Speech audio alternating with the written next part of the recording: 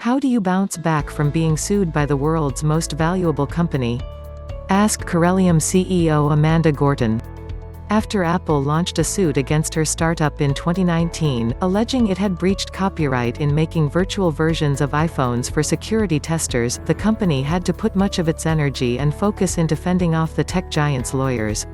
In December, Corellium scored a significant win as one of Apple's claims, that it infringed iOS copyright, was rejected by a judge.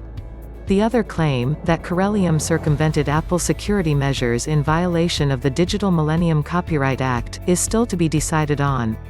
The same month it got its victory in court, Corellium was named Product of the Year in the inaugural Forbes Cybersecurity Awards. "We're in a better spot than we were a year ago," Gorton says.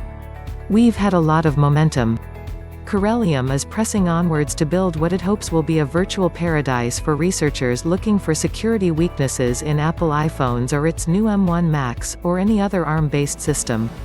The company had already created software that could quickly spin up virtual versions of iPhones, as well as some Android models, so benevolent hackers could try to find problems in the devices, without having to worry about crashes ruining their test device.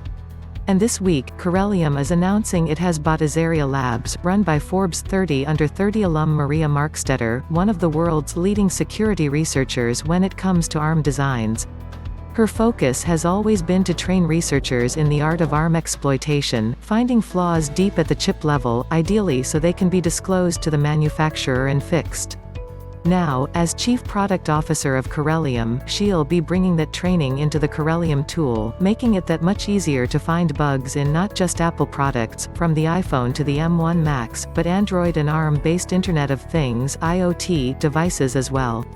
A huge part of our interest here is lowering the barrier to entry for people who are looking to get into the field and maybe are a little bit intimidated by either the cost of new hardware or if there's not a device readily accessible, Gorton told Forbes, saying she was hopeful women who were previously considering dabbling in the art of security research would be inspired to use Corellium.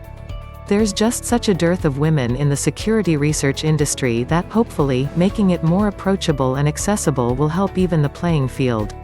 The terms of the deal have not been revealed, though Markstetter said it was more of an acqui-hire with an equity stake in Corellium. She will be joined by colleague Matt Tate, a former analyst at British spy agency GCHQ, who will become Corellium Chief Operating Officer. Markstetter told Forbes that she was excited to help build a tool not just for security researchers but also mobile app developers.